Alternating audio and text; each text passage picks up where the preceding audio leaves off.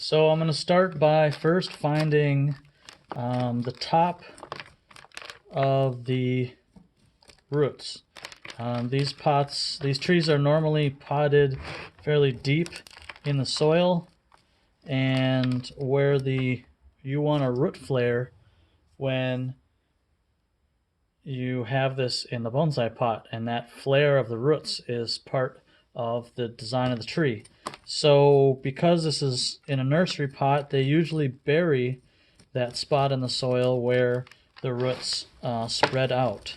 So what I want to do is make sure, work my way down to find that. And you want to gently tease the soil away from the trunk. Because black pines have flaky bark, you want to try not to knock that bark off. So I'm just working the soil down at the top, until I can find where those roots flare out.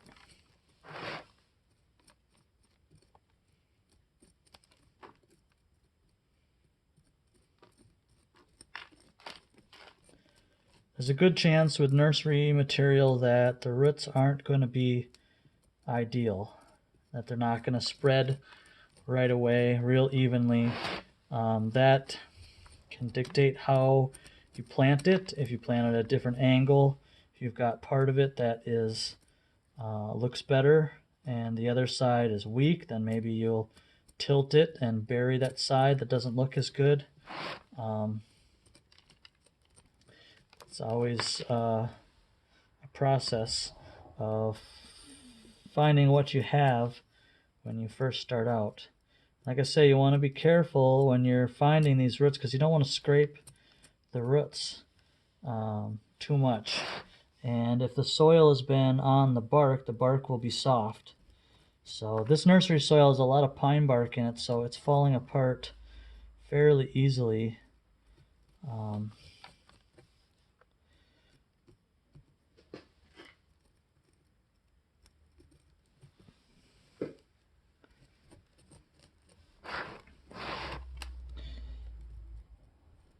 You have a little bit of a flare on this side. It's probably hard to see in the camera, but the base is starting to come out this way. This is solid here, off to this side. Ideal roots come out and away from the trunk. Bad roots circle the trunk or double back, and so you want everything to leave the trunk ideally. Although that isn't always what happens.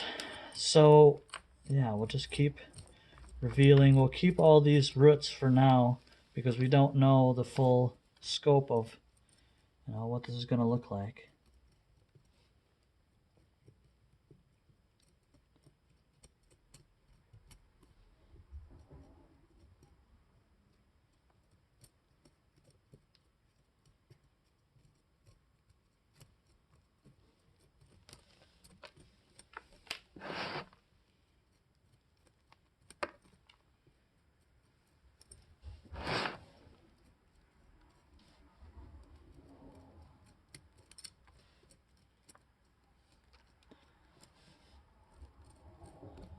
Sometimes these little ones you might get rid of just because they're too high up on the trunk, and there will be better roots further down. There's a lot of good roots in here as far as I can tell, for a tree that I have not seen before or haven't repotted before. This is all fairly new.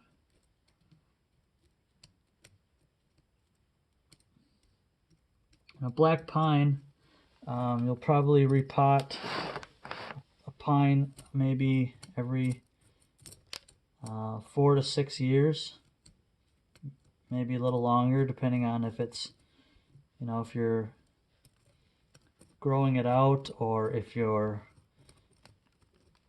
to get it larger, or if you're in refinement. Refinement being slower growth, smaller growth, to start getting that look. Now, because this is a young tree,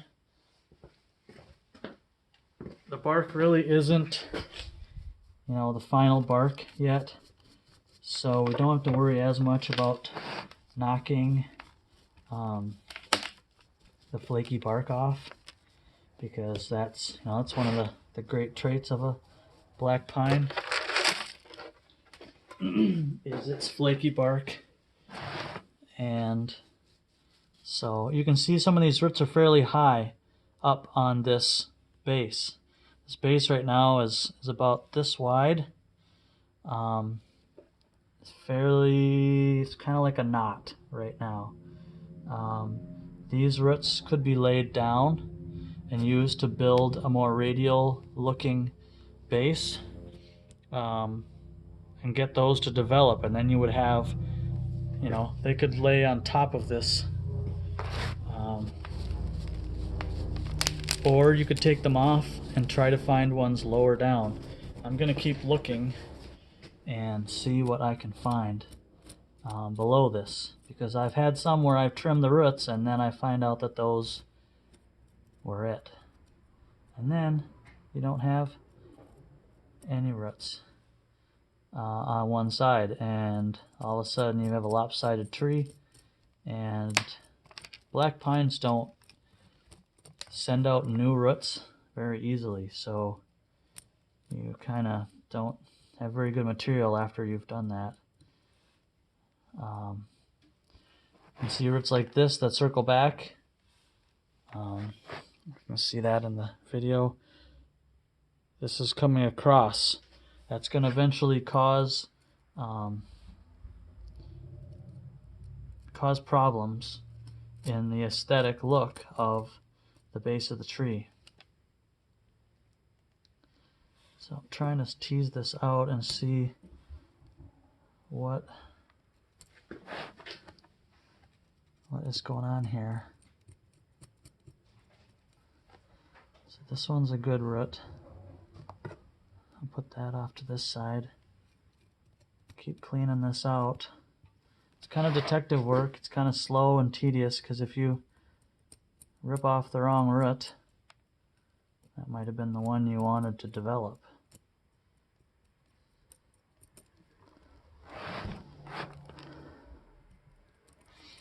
Another thing you can do is look at the shape of the tree and see which side you would like to have visible.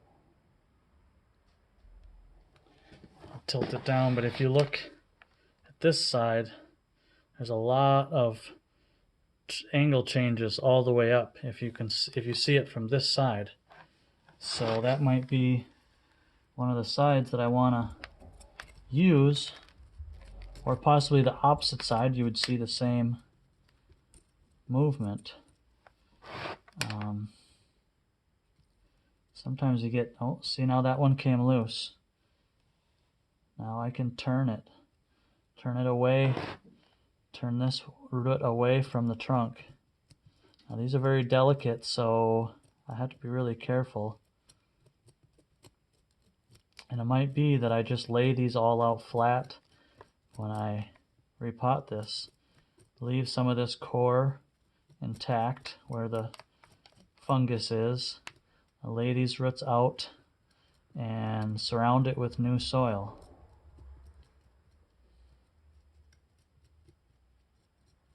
And then these roots, as they lay flat, can develop the new base or expand it.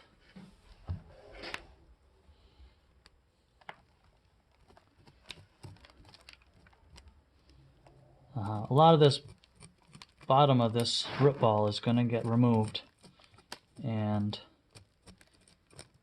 we'll be putting it in a terracotta bulb pan, I think is what they call it. It's a shallow terracotta pot. It's not a regular pot. Oh, I kicked the camera. It's not a regular pot. It's a shallower proportion terracotta pot, which is good. It's inexpensive, and it has the bonsai pot proportions, so that it helps to develop that bonsai shape in the root pad or your root ball, so that once you develop that, you can start to, your root ball will develop and it'll become solid or firm, so that in the future you won't be this disruptive to these core roots if you get that set up.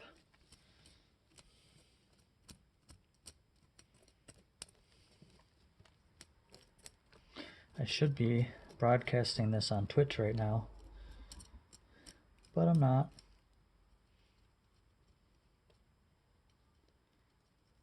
I'm just recording it. And maybe I'll figure out a way to upload it. I don't know. Maybe I'll put it on YouTube. Oh, there's plenty of stuff on YouTube for repotting, I think. Twitch is where it seems to be nobody's at. Well, that would be interesting. So, there's a larger root right there. This larger root is, like I say, larger than these short ones. The short ones are up high. That one's more down low. That would create this step down through this flaring of the base. These ones, it would be just out from here. So, there's a choice. This one's a little larger. That one can be pushed down. Some of these can be spread out, laid out. These really, really small ones, I don't know. I might bury this a little bit deep so that these little roots don't dry out. And then hopefully the next time I repot, they will have solidified a little more and will be ready to be main surface roots.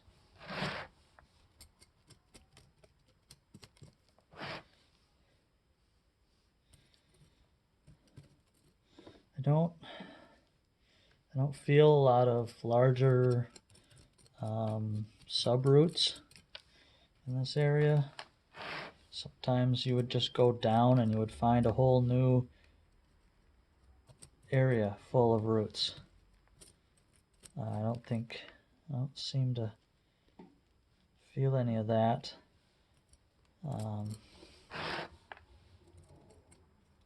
Say this one big root it's nice. To see how that fits into the front that I was thinking. So that's kind of on the back side.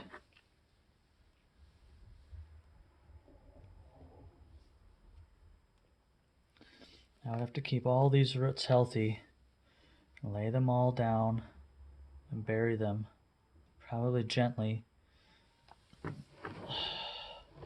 see what I can get. Let's take the sides off. Probably a lot more roots in here that are supporting this tree than just these ones on the top. And we need to see about what kind of root ball we're going to end up with when we're done, and what kind of pot we're going to need to put it in.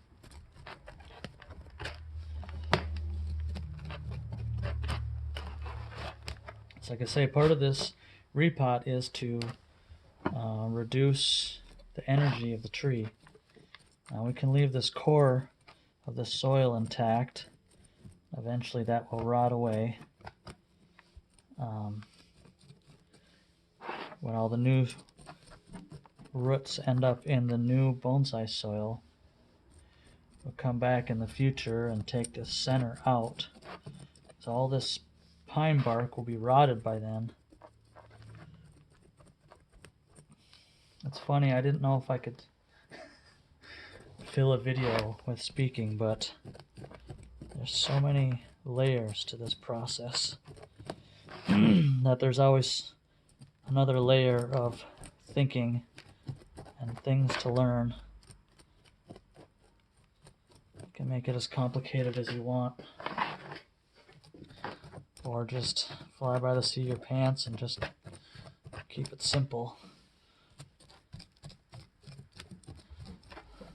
So I'm using my tweezers, two tongs, just spaced out as a rake, as a two-prong rake. helps to scoop this out and to go between the roots. Some roots get damaged anyway, but before we repot this, we'll trim a lot of these with the scissors and get a clean cut to those roots. So I'm going to start now removing the bottom half and loosening up the soil. It's going to be tricky because I'm trying to video this and I'm right-handed. So some things I'm learning there. This would be easier if it was on my left side because then I could work right in front of the camera. So sort out some of these roots, see how long they are. It's always a trick of supporting the tree and trying to work on it at the same time. This edge is all full of roots because the tree circles around and around and around. We're going to eventually trim these off, but I want to see what's there first.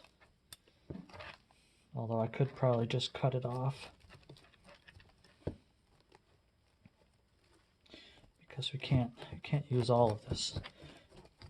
We are trying to reduce the roots, so we can't keep them all.